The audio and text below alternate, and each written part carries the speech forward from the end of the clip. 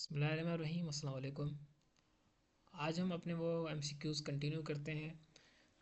Question number 31 है, विच one of the following is a minor element. तो इनमें से माइनर एलिमेंट कौन सा है। अब हमारे पास दो टाइप्स के एलिमेंट्स होते हैं, बायो एलिमेंट्स। एक होते हैं मेजर बायो एलिमेंट, दूसरे होते हैं माइनर बायो एलिमेंट्स, और तीसरे होते हैं ट्रेसेस एलिमेंट।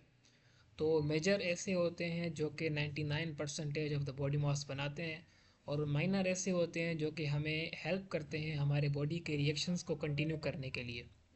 तो माइनर एलिमेंट्स हमारे पास कौन कौन से होते हैं वो हम देखते हैं। तो इनमें से हाइड्रोजन, नाइट्रोजन, ऑक्सीजन, ये सारे के सारे क्या हैं, ये सारे के सारे मेजर एलिमेंट्स हैं। बट इनमें जो माइनर एलिमेंट आता है वो आता है सल्फ़र। तो हमारे पास जो सल्फ़र है वो क्या है, वो एक माइनर एलिमेंट है। देन हमारे पास दूसरा क्वेश्चन है, the study of cause, origin and nature of disease is called. तो उस ब्रांच को हम क्या कहते हैं, उस ब्रांच को हम कहते हैं pathology. Pathology is the branch of biology that deal with the cause, origin and nature of disease. उसके बाद है हमारे पास next MCQ, the reptiles were dominant in. तो रेप्टाइल्स जो थे वो मीजोजोइक एरा में डोमिनेंट हुए थे।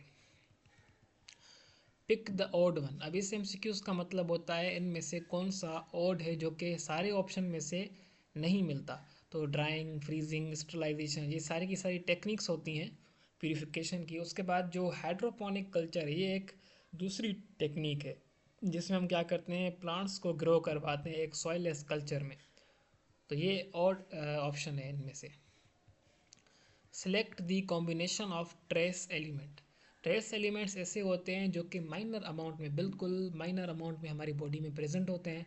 तो उनमें से आ जाते हैं मैंगनीज, जिंक और आयोडीन, और कॉपर वगैरह भी आ जाता है। ये तीनों जो एलिमेंट है चारों, ये माइनर होते हैं। एक मैंगनीज, दूसरा जिंक, आयोडीन और कॉपर। तो इनमें जो बहुत जो अच्छा ऑप्शन लग रहा है हमें, जो करेक्ट ऑप्शन लग रहा है वो है बी, जिसमें मैंगनीज, जिंक और आयोडीन आता है। उसके बाद नेक्स्ट एमसीक्यूज है, what is the number of insect in percentage among the known species of organism. तो हमें पता है हमारी जो अर्थ है उस पर इस वक्त तक, and today now a days, अब तक जो हमारे पास जो स्पीशीज़ नॉन है वो तकरीबन 2 मिलियन स्पीशीज़ हैं जो कि नॉन है, जो हम जिनको डिस्कवर कर चुके हैं, उनको नेम दे चुके हैं, वो तकरीबन 2 मिलियन है या 2.5 तक हैं। बट जो रिमेनिंग स्पीशीज़ हैं अभी तक वो हैं 8 to 30 मिलियंस। सो हमने अभी तक 2 मिलियन स्पीशीज़ को फाइंड किया है, बाकी जो रिमेनिंग है वो 8 to 30 मिलियंस अभी रिमेनिंग हैं। तो उन 2 मिलियन स्पीशीज़ में से भी जो 1.5 मिलियन स्पीशीज़ हैं वो एनिमल्स हैं, और जो 0.5 मिलियन स्पीशीज़ हैं वो प्लांट्स हैं। अब उन 1.5 मिलियन में से भी जो एनिमल्स हैं उनमें से जो 53.1% है वो है इंसेक्ट्स का। तो अब तक जो इंसेक्ट्स हैं वो डोमिनेट कर रहे हैं स्पीशीज़ के हिसाब से। उसके बाद नेक्स्ट एमसीक्यूज है, what was the first who was the first scientist who studied the animals in detail. तो एनिमल्स को डिटेल में स्टडी किया था अब्दुल मलिक असमई ने। तकरीबन इन्होंने 300 से ज़्यादा स्पीशीज़ पर इन्होंने काम किया, उनको स्टडी किया था एनिमल्स की स्पीशीज़ को। The level of organisation that is less definite in plant. तो प्लांट के अंदर हमारे पास टिश्यू लेवल तक ही होते हैं, तो ऑर्गन लेवल में नहीं पाई जाती, बिल्कुल कम पाई जाती है इनमें। उसके बाद हमारे पास which one of the bio element is the highest percentage in the protoplasm. तो मैंने आपको बताया जैसे कि जो एलिमेंट्स होते हैं उनमें जो मेजर एलिमेंट्स होते हैं जैसे कि carbon, hydrogen, nitrogen, oxygen, calcium, phosphorus, ये क्या होते हैं, ये मेजर हैं। इनमें से भी जो ऑक्सीजन होती है वो होती है तकरीबन 65%, मैक्सिमम ऑक्सीजन होती है। उसके बाद आता है कार्बन का नंबर जो कि 18 है। उसके बाद आता है हाइड्रोजन का, हाइड्रोजन 10% होती है। उसके बाद आता है नाइट्रोजन, नाइट्रोजन होती है 3%। नाइट्रोजन के बाद आता है कैल्शियम, कैल्शियम होता है 2%। देन कैल्शियम के बाद आता है फॉस्फोरस, फॉस्फोरस होता है 1%। विच one of the tissues also make the glandular tissue in animal. तो हमें पता है जो एपिथेलियल टिश्यूज होते हैं वो ही बनाते हैं हमारे ग्लैंड्स। द ऑथर ऑफ अल कानून फिल तिब, तो इसका जो ऑथर है वो है बू अली सीना। इन्होंने इंसाइक्लोपीडिया भी जो है वो उन्होंने लिखा था, इन पे इन्होंने बुक लिखा था अल कानून फिल तिब। इन्होंने मोस्टली मेडिसिन्स पर काम किया और उसके अलावा इन्होंने कैथेटर को भी ईजाद किया था, इन्वेंट किया था कैथेटर को। उसके बाद हमारे पास जो नेक्स्ट एमसीक्यूज है, the scientist who observe Plasmodium first time in the blood, तो ब्लड में जो प्लाज्मोडियम था वो लेवल ने ऑब्जर्व किया था first time. who was the which was found to be excellent for treating the malaria। Malaria को जो हम ट्रीट करते हैं, एक ट्री है जिसका नाम किनकोना बाग होता है। बाग इसमें से किनकोना के बाग में हम क्या करते हैं, उनमें से हम क्या करते हैं, मेडिसिन्स बनाते हैं जो कि मलेरिया की ट्रीटमेंट के लिए हम उनको यूज़ करते हैं। विच मॉस्किटो ट्रांसमिट्स दी डेंगी फीवर, तो जो डेंगू होता है वो डेंगू जो होता है वो कौन सा मॉस्किटो कॉज करता है, वो करता है एडीज। एडीज इजिप्टा एक ऐसा मॉस्किटो है जो कि डेंगी फीवर कॉज करता है हमें। उसके बाद होता है Anopheles mosquito, Anopheles malaria cause करता है इंसानों में, ह्यूमंस बीइंग में। उसके बाद एक क्यूलिक्स मॉस्किटो भी होता है, क्यूलिक्स मॉस्किटो जो मलेरिया कॉज करता है वो स्पेरो में कॉज करता है। उसके बाद हमारे पास नेक्स्ट एमसीक्यूज है द स्टडी ऑफ बर्ड, जो बर्ड्स की स्टडी होती है उन्हें हम कहते हैं ऑर्निथोलॉजी। और हर्पेटोलॉजी एम्फीबियंस और रेप्टाइल की स्टडी को हम कहते हैं। एक थायोलॉजी हम कहते हैं फिशेस की स्टडी को, और मेमोलॉजी जो है वो हम मेमल्स की स्टडी को कहते हैं।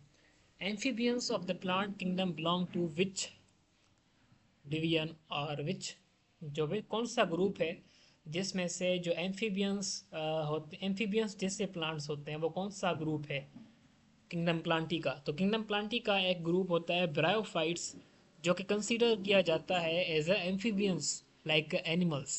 उसके बाद हमारे पास नेक्स्ट एमसीक्यूज है 47, this is the root of virtually all environmental problems, तो एनवायरमेंटल प्रॉब्लम का कौन सा एक मेजर कॉज है, तो मेजर कॉज जो एनवायरमेंटल प्रॉब्लम का है वो जो ह्यूमन ओवर पॉपुलेशन जो है ना, वो एक मेजर कॉज बन चुका है आजकल का। क्योंकि इसमें देखें जैसे जैसे पॉपुलेशन इंक्रीज़ होगी तो हमारे पास रिसोर्सेज चाहिए होंगे उन पॉपुलेशंस को देने के लिए। शेल्टर है, फूड है, ड्रिंकिंग वाटर, अच्छा क्वालिटी का पानी, हर चीज़ सही होता है। तो इसलिए ये चीज़ क्या होती है, जैसे जैसे पॉपुलेशन बढ़ेगी इसी तरह नीड जो है वो रिसोर्सेज की वो भी बढ़ेगी। क्योंकि हमारे जो इन्वायरमेंट है उसमें रिसोर्सेज ऑलरेडी कम है, तो उसकी वजह से जो ह्यूमन ओवर पॉपुलेशन है वो एक मेजर कॉज बन चुका है आज के इन्वायरमेंट के प्रॉब्लम्स का। उसके बाद है which bio element has the lowest percentage in the protoplasm, तो प्रोटोप्लाज्म के अंदर फॉस्फोरस की जो है वो लोवेस्ट परसेंटेज होती है। As I have already told you that जो ऑक्सीजन होता है वो सबसे ज़्यादा होता है और सबसे कम जो होता है वो कौन सा होता है, फॉस्फोरस होता है।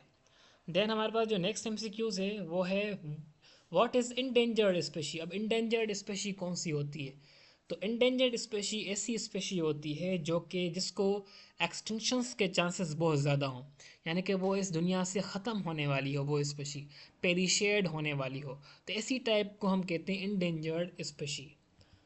इसका करेक्ट ऑप्शन होगा बी। देन हमारे पास नेक्स्ट एमसीक्यूज है who first formally use the term biology.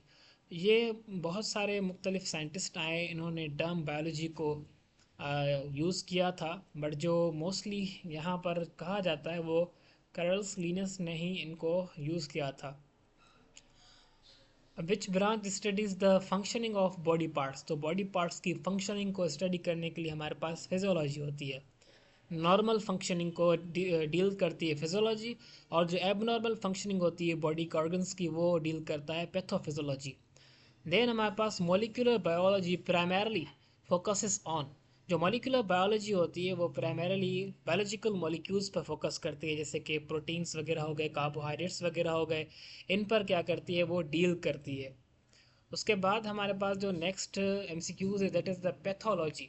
Pathology जो होता है वो क्या होता है, पैथोलॉजी एक ऐसी ब्रांच होती है जो कि क्या करती है, बेसिकली डील करती है जो कि डिजीज़ होते हैं उसको और उसके इफ़ेक्ट्स जो जितने भी हैं उनको डील करती है।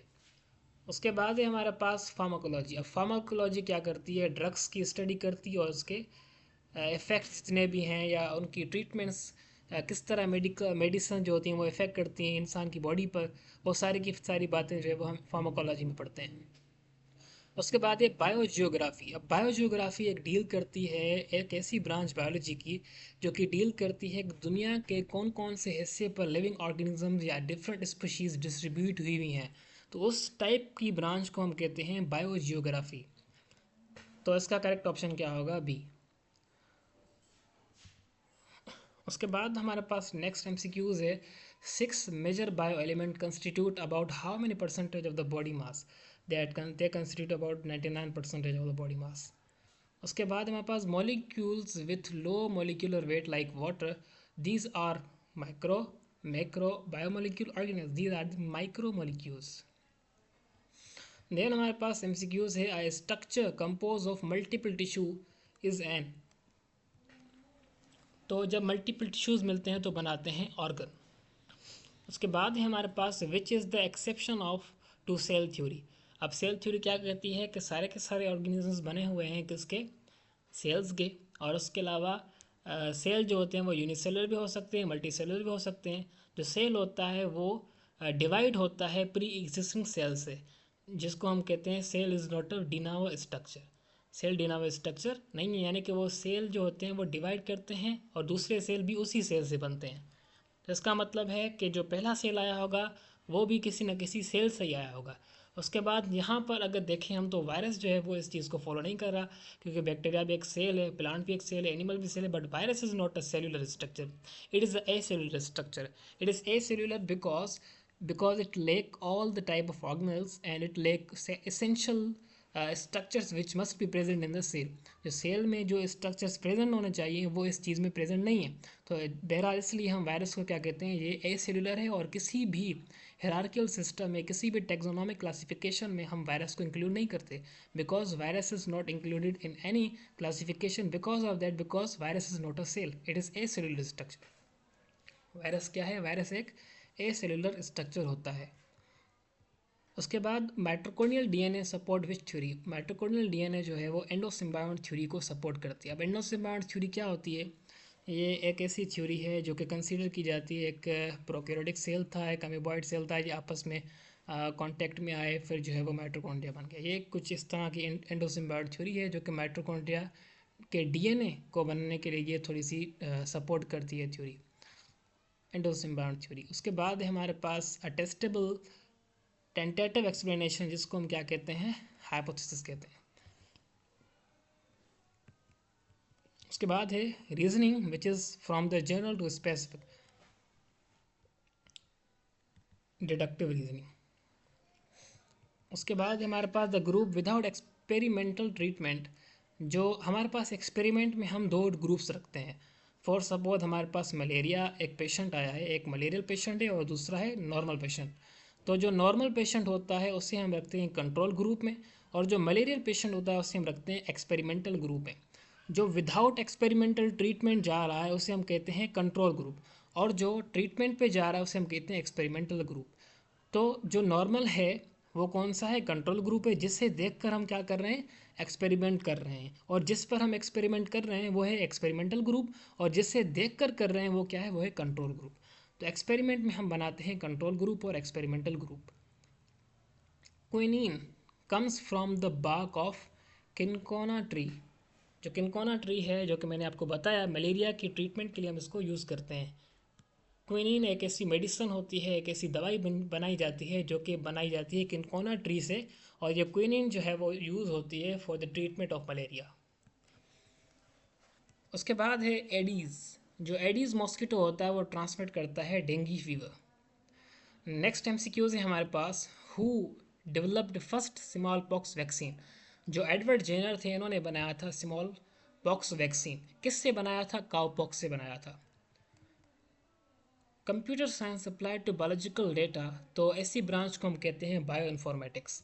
स्टैटिस्टिकल डेटा जितनी भी होती है उसको हम, अगर डेटा को कंप्यूटेशनली हम उनको डील करें, कंप्यूटर के हिसाब से डेटा हम अपनी सारी अप्लाई करें कंप्यूटर के अंदर बायोलॉजी से रिलेटेड, तो उसको हम कहते हैं बायो इन्फॉर्मेटिक।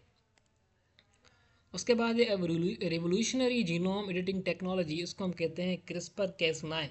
ये एक ऐसा जीन एडिटिंग टूल होता है जो कि क्या करता है, हमें जीन थेरेपी में हेल्प करता है। करेक्ट टेक्सोनॉमिकल ऑर्डर, तो ऑर्डर जो होता है वो सबसे बड़ा जो टेक्सोन होता है वो होता है डोमेन। डोमेन के बाद आता है किंगडम, किंगडम के बाद आता है फाइलम, फाइलम के बाद आता है क्लास, क्लास के बाद आता है ऑर्डर, ऑर्डर के बाद family, then genus, then species. तो इसमें करेक्ट ऑप्शन देखें आप कौन सा हो सकता है। तो domain, kingdom, class, order, family, genus, then we have the species. तो सबसे बड़ा यूनिट डोमेन और सबसे छोटा यूनिट स्पेशी। उसके बाद है हमारे पास who propose 5 kingdom system of classification. तो जो रॉबर्ट वाइटेकर थे उन्होंने 5 किंगडम सिस्टम क्लासिफिकेशन हमें दिया था। उसके बाद हमारे पास नेक्स्ट एमसीक्यू है सेलुलर रेस्पिरेशन अकर इन। तो माइटोकॉन्ड्रिया जो होता है वो क्या करता है, सेलुलर रेस्पिरेशन करता है। Human genome project is completed in, वो जो है वो स्टार्ट हुआ था 1990s में और जो कंप्लीट हुआ है वो हुआ है 2003 में। डिज़ाइनिंग मेडिकल इक्विपमेंट्स, जो डिज़ाइनिंग मेडिकल इक्विपमेंट्स होते हैं वो हम डील करते हैं अंडर द बायोमेडिकल इंजीनियरिंग के अंदर। उसके बाद हमारे पास नेक्स्ट एमसीक्यूज है ओल्डेस्ट नॉन फॉसिल। जो ओल्डेस्ट नॉन फॉसिल है वो है बेसिकली एक साइनोबैक्टीरिया का एक लेयर है जो कि बनाई हुई है साइनोबैक्टीरिया। जब वो डिपॉजिट हो गया था किसी लेयर में, उस लेयर में जो है वो साइनोबैक्टीरिया के रिमेन्स बाकी हमें नज़र आते हैं, तो इसलिए ओल्डेस्ट जो फॉसिल होता है वो होता है साइनोबैक्टीरिया का। उसके बाद नेक्स्ट एमसीक्यूज है sustainable pest control approach. Sustainable pest control approach जो होती है इसे हम क्या कहते हैं, इसे हम कहते हैं इंटीग्रेटेड पेस्ट मैनेजमेंट। ये एक ऐसी डिजीज़ होती, एक ऐसी टेक्निक होती है जिससे हम क्या करते हैं, डिजीज़ को कंट्रोल करते हैं। उसके बाद हमारे पास which is the trace element. Trace element कौन सा होता है, तो यहाँ पर जो हमारे पास ट्रेस एलिमेंट है वो है आयोडीन। नेक्स्ट एमसीक्यूज है हमारे पास which is the macro molecule. तो मैक्रो मॉलिक्यूल हमारे पास होता है स्टार्च। उसके बाद है हमारे पास mutualism where both are benefited. जब हमारे पास बोथ क्या हो जाते हैं, बेनिफिट हो जाते हैं, उसको हम कहते हैं सिम्बायोसिस। तो हमारे पास नेक्स्ट एमसीक्यूज होता है करंट जियोलॉजिकल एरा। तो करंट जियोलॉजिकल एरा क्या होता है, सीनोजोइक एरा होता है हमारे पास। नेक्स्ट एमसीक्यूज है हमारे पास which what is the percentage of non species insect. तो इंसेक्ट की जो परसेंटेज होती है वो है 53.1%। उसके बाद हमारे पास फादर ऑफ बॉटनी। तो फादर ऑफ बॉटनी कौन होता है, वो है थियोफ्रेटस। और जो फादर ऑफ जूलॉजी है वो है अरिस्टोटल। और जो क्लासिफिकेशन का बायनॉमियल नोमेनक्लेचर का जो क्लासिफिकेशन का यूनिट दिया था, बायनॉमियल नोमेनक्लेचर का सिस्टम था, वो दिया था कैरोल लिनियस ने। और इसके अलावा जो रॉबर्ट हुक थे उन्होंने सेल को डिस्कवर किया था। उसके बाद है using natural enemies for the pest control. इसको हम कहते हैं बायोलॉजिकल कंट्रोल मेथड। उसके बाद हमारे पास नेक्स्ट एमसीक्यूज है first mammal clone adult cell was. तो जो शीप था, डॉली शीप था, वो जो है वो फर्स्ट ऐसा मेमल था जिसका क्लोन हमने बनाया था। How is malaria primarily transmitted. जो मलेरिया होती है वो किस तरह ट्रांसमिट होती है प्राइमरली।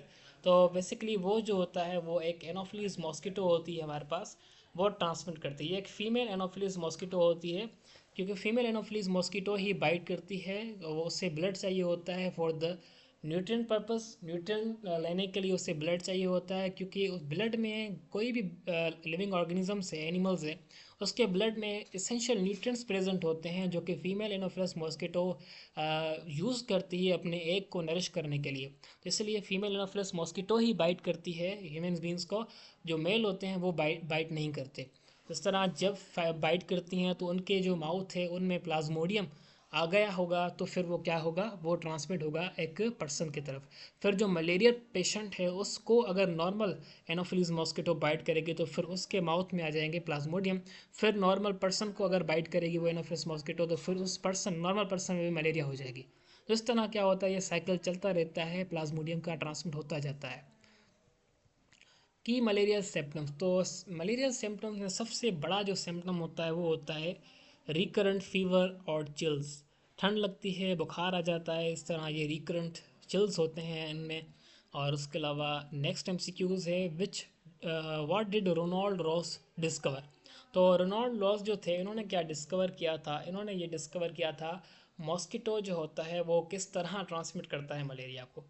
इन्होंने क्यूलिक्स मॉस्किटो पर एक एक्सपेरिमेंट किया था, स्पेरो और क्यूलिक्स मॉस्किटो पर इन्होंने एक्सपेरिमेंट किया था। The group that does not receive experimental treatment is, वो होता है कंट्रोल ग्रुप, मैंने आपको पहले ही बताया। नेक्स्ट एमसीक्यूज है हमारे पास, using micro organism to detoxify pollutant, उसको हम कहते हैं बायो रेमिडेशन।